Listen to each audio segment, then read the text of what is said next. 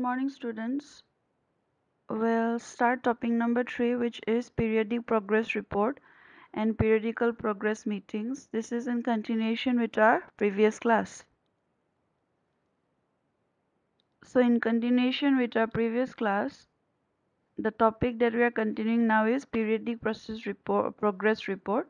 So construction progress reports are prepared regularly, that is often monthly, by the contract administrator, that is who administers the contract during the construction phase, and issued to the client. So they will generally be a summary of the reports received and discussions held at construction progress meetings.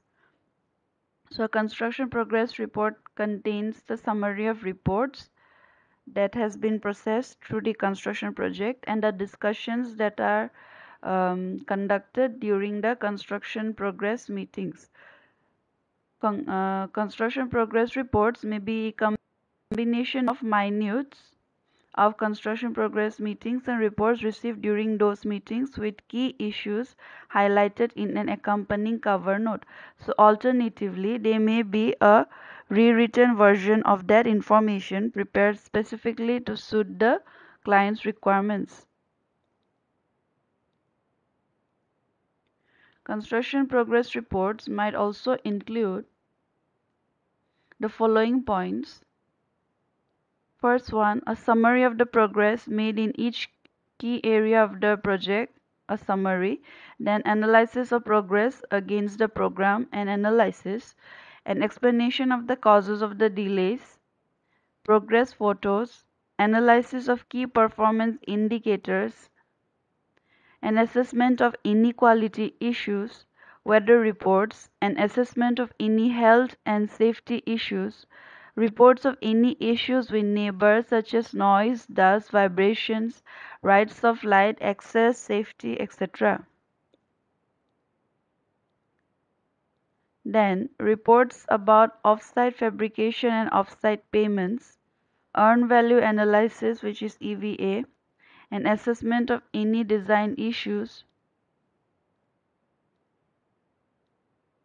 an assessment on any other issues that needs to be addressed and proposals for addressing them, any instructions required from the client, and looking ahead to the next period that includes specific requirements for progress photos during the next period, which may include off-site fabrication photos.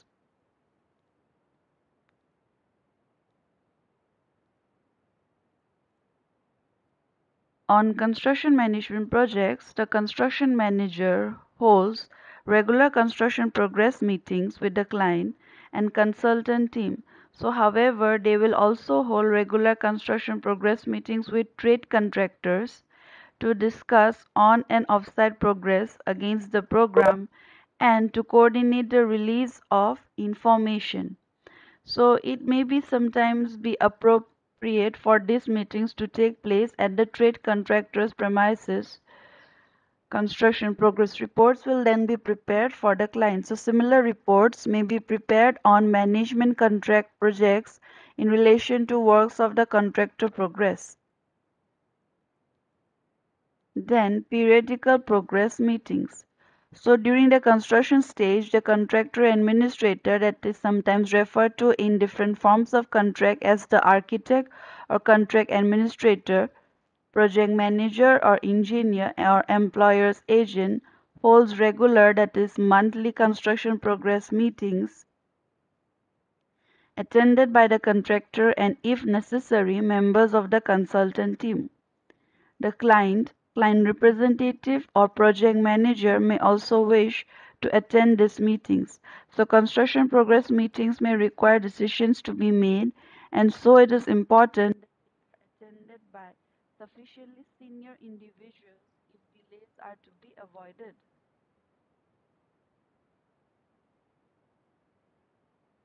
Construction progress meetings are an opportunity to conduct or progress with the following points. First one, receiving progress reports from the contractor, that is, the contractor may hold a progress meeting, sometimes called a production meeting, with subcontractors prior to the construction progress meeting. Number 2, receive the progress reports from the consultant team. Number 3, receive cost reports from the cost consultant. Number 4, receive records of subcontractors and labor on site.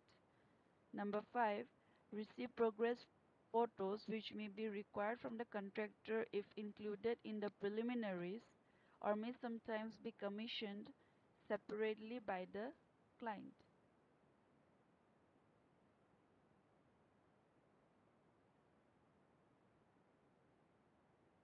So, they are also an opportunity to discuss major issues raised, such as any special circumstances which may affect the contractor at any stage, testing regimes, mock-ups, quality issues, weather reports, issues that may impact on cost, health and safety issues, issues with neighbors such as noise, dust, vibrations, rights of light, access, safety, etc., off-site fabrication and off-site payments, earned value analysis, design issues, warranties, and looking ahead to the next period, which includes specific requirements for progress photos during the next period. So, this may include the off-site fabrication photos as well.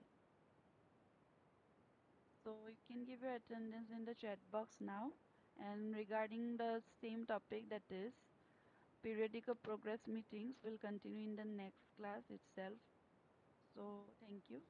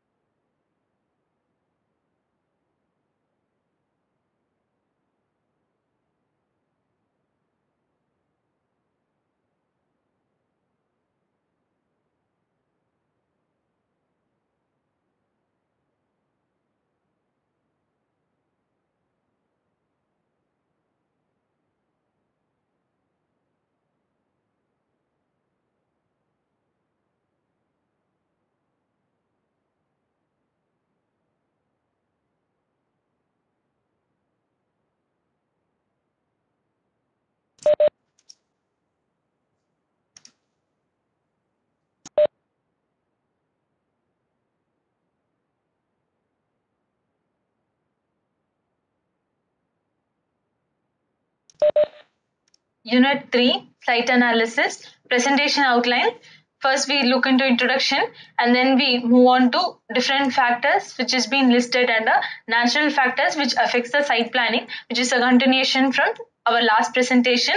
So then we look about vegetation, wildlife, soil and climate factors which affects the site planning aspect.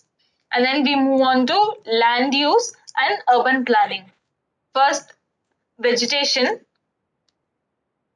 A study of vegetation helps in locating large existing trees which can be retained. These can be used for providing seating. The ecology of the area should also be examined to know what plants or shrubs would grow in that area. So, vegetation is about the study of landscape. So, different types of trees and what type of shrubs and plantations can be used in the present site conditions. So, we also need to have a thorough understanding about the existing trees. So for example, if you have a huge site and there are a bunch of trees in the middle of the site, there might be a lot of chances the designer is not able to incorporate the trees within the design. In case if they want to replace those trees, they need to understand the spread of the roots and how deep the roots are going inside in order to take it out and replace it effectively so that it can grow again within the site but in a different location so that the ecology of the overall site is also maintained. So understanding about all this comes in the vegetation factor. Now let's move on to wildlife. This is an important consideration when choosing a site for park and recreation, fishing and hunting or major recreation activities.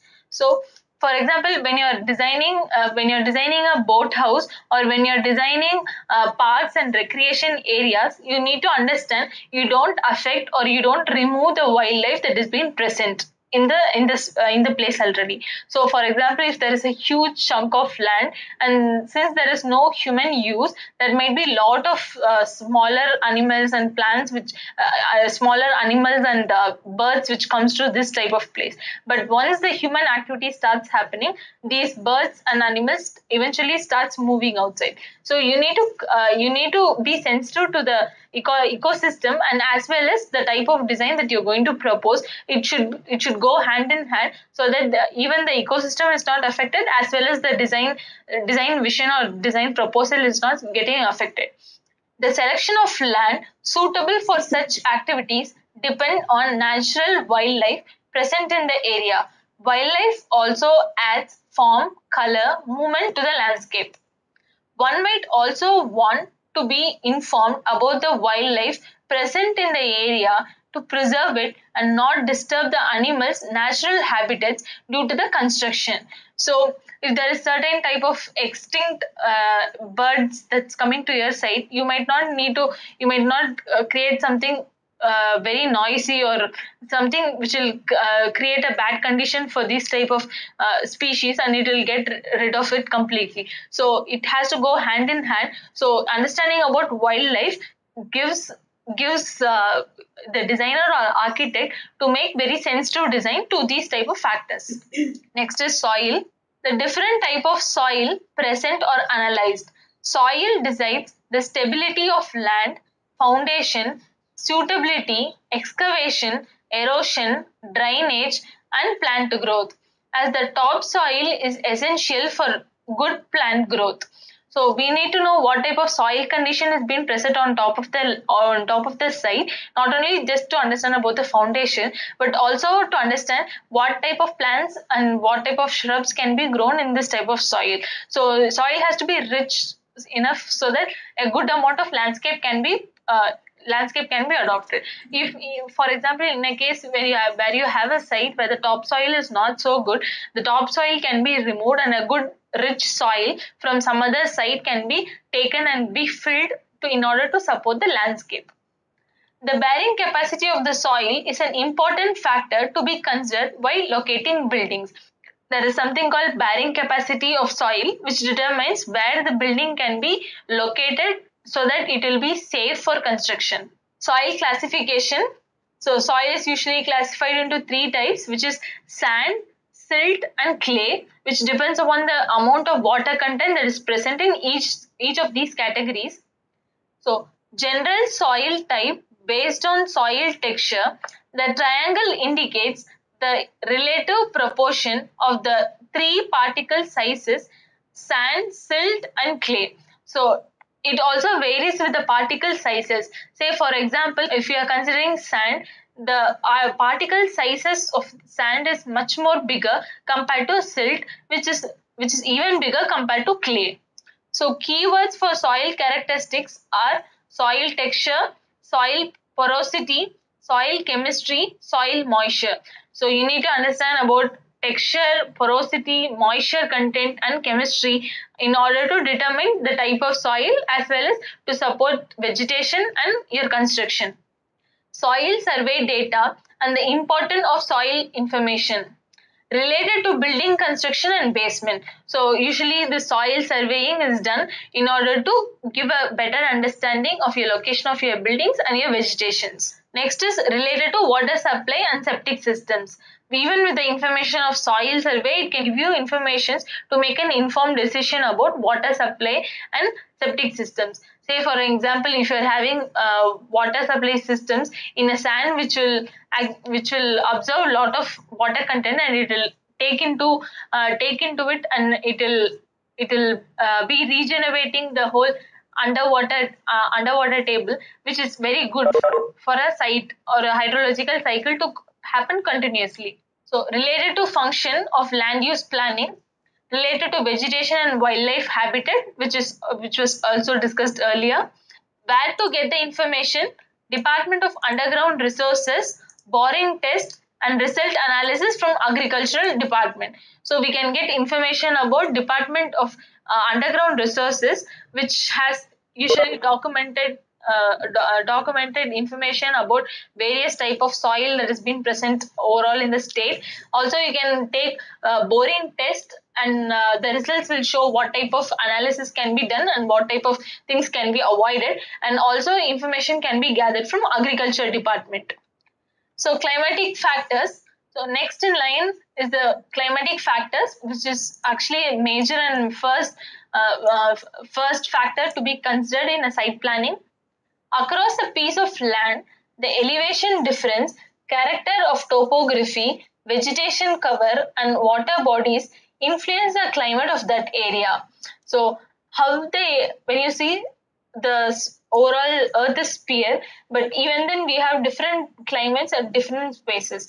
This happens due to presence of where the sun is located and where the sun has been received, and how the earth is being tilted, and as well as the type of contour that is present around each space, and what type of reflection and absorption it creates to the site, and also the water table and how much water bodies is present around. All this influence to the climate of the place. On the other hand, precipitation and temperature are major factors affecting vegetation. In cool and temperate climates, vegetation may be used to block winter winds. So, for example, if you're designing something in a much cooler place, say, for example, like places like UK, where we have a strong gush of colder winds, so you can actually use thick leafy trees in order to avoid or reduce the speed of the wind that may affect the people who are walking on open spaces or parks. All this climate factor depends upon elevation or the altitude where your place is located, and it also depends on wind patterns, and which is as a global wind pattern and wind direction, and surface of the earth. If the surrounding surface of the earth is contoured, if it's going to absorb and reflect the solar radiation. Topography, effect of geography, where it is located, and how far it is from the sun and how much tilted it is, and climate change over the time. Even though these are all more constant factors, climate change over the time is a constantly varying factor which determines or which contributes to the climate of a certain or a particular place tremendously. Different factors are wind velocity, precipitation rate at which the amount of rainfall is being observed over a time period is called precipitation rate. Temperature, so usually annual temperature is considered to give a much more understanding for different seasons and what happens in each month in the project. Humidity, humidity is the percentage of water content or water vapor that is present in the air. For example, if you're designing something in a tropical climate, the relative humidity percentage is very high, so you need to create huge openings or doors and windows in order to take out the humidity through the air movement. So where do you get this information? You can collect this information from Department of Meteorology. Man-made factors. Right now we have finished studying with environmental factors and natural factors which might affect the site planning aspect. Now we are moving on to man-made factors which may affect the site planning. Different man-made factors are existing land use, which is on-site as well as off-site. How the land is being used on the site and as well as the off-site is something that's been created by human. So these are some of the factors which will have direct influence on the site. Potential of change. So, say for example, if there is a road, main highways, it is being proposed very closer to your site, there is a lot of possibility. The space due to the extension of these roads can be taken from your side. So this is potential of change. Color, symbol of land use. So here we need to understand what different colors means. Say for example, usually green color is used to mention parks or recreational areas, and yellow color is used for commercial areas. These are few color codes which is being generally used. So we need to understand each color code and what it represents. Facility or site amenities. So from the position of your site where the facilities surrounded to it is located, say for example we have a site and we have a bus station, we need to record how far the railway station is and also hospital, school building. So these are basic amenities and services which usually every person who is using the site might need in the future. So we need to record all these spaces as well. Linkage and movement pattern. So how these main spots or these main node points are connected to your site is how it has been recorded by linkage and movement pattern. Communication, circulation system. A circulation system depends on accessibility, potential of change, as well as density, which is FAR. FAR is floor area ratio, which determines how dense your project is going to be. And zoning district, in which area you're going to zone, gives you the information about FAR. Say, for example, if you're building something very close to a conservation project, the height restriction is very much limited. So you cannot go for taller buildings in such type of zones. So you need to understand about the FAR and which zone you're going to design. And also about setbacks, fire lane, and other regulation, which gives you information about how if there is any fire accident that's happening in the site, how it is going to come inside, and how we need to keep setbacks in such a way the whole machine, the whole fire vehicle can go around the building and in order to stop the fire. So these are some of the elements or factors that has to be considered, and also parking schedule, which gives you information about there are a lot of spaces, public spaces in which we have one side of the road is being parked for alternative days, even days, and other side of the road is being parked for odd number of days. So you need to know about these information as well in order to give guidance to the users to the site. FIR is one of the density control device. FIR is a term the zoning ordinance will use to quantify and limit the amount of square footage of building area as a function of the building site.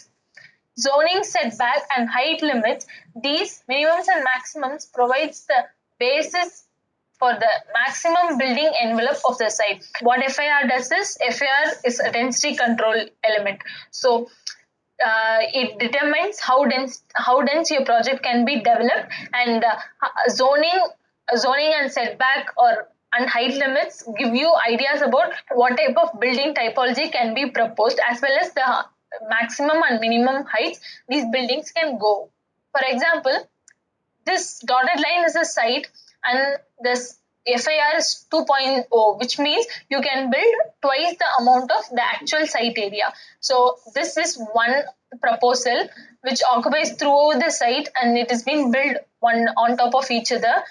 The other option is you divide the site into two halves and then you stake up everything above, and we create 4 floors, which means the FAR is still 2.0, but we have almost half the plot as empty now. And there is one more option in which we can divide the whole site into 4 parts, and only the one-fourth of the whole plot is being used for construction, and everything is being stacked up on top of each other, which creates almost 8 floors, and we have almost three-fourths of the building of the three-fourths of the entire plot as empty. So all these methods are right. Even though we might not be able to choose, we might streamline depending on the height restriction and zoning patterns that is being used on the site. So this can give you this can give the architects or the designers an idea how to choose what type of design. So now moving on to aesthetic factor, visual quality and relationship, landscape special character, pattern of the site, visual quality and character, visual disturbance, natural features, urban features, visual values, and characters. So usually aesthetic factors means views and vistas that is created from the site, and how when you are standing from what we have created on a building, and what we can see is aesthetic factor. So this becomes very crucial, because when you enter a building, you would like to see much more nicer, or you would like to project or showcase something which is very appealing to the eyes, not something like something to do with sewage or drainage system and things like that. So aesthetic factor, which eventually becomes very much part and parcel of architecture as such. Vista, panoramic view, visual channel, framed view, and filter view, point of interest. From each point, what you can see, how your views are created and vistas has been formed. If you are creating a huge uh, open area design, you might keep different viewpoints from each walkway or each path the user is going to take, which will create much more interest for the user to use the space continuously.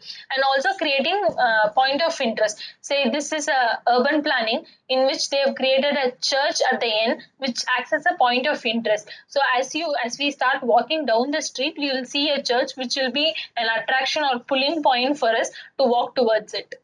So now cultural factors, existing land use, ownership adjacent to the property, and offsite nuisance. So these are some of the factors which is very sensitive to us usually, which is like offsite. We need to know ownership of the adjacent property in order to make sure they won't disturb us during our future occupancy or future development. And also about offsite nuisances, like how if there is any dump yards very close to your site, or if there's any noise producing areas which is going to get affected after the end user of the project is going to use the space. We must also know about linkage. So from the main or primary road, how the roads has been connected from your main road to your site. So that comes under linkage. And traffic and transit, vehicular and pedestrian circulation on or adjacent to site. How the traffic is going to get regulated within the site, and how the traffic is going to get taken out of the site comes under this point. And we need to know about density floor area ratio, so which becomes very crucial in order to know how much open space has to be provided, and what is the maximum and minimum height a building can be located depending on which zone you're going to design. It is the same. So if you see, there's two different images, which is two different site. So FIR is 1.0, which means coverage is 100%. So the same is being adopted in Dharavi, Mumbai, which uses coverage of almost 95%, which uses just 5% of open space is being provided for walkways. Whereas there is one more place which is located in Paris, which has the same plot size, but the FIR is again 1, but the coverage is just 11%.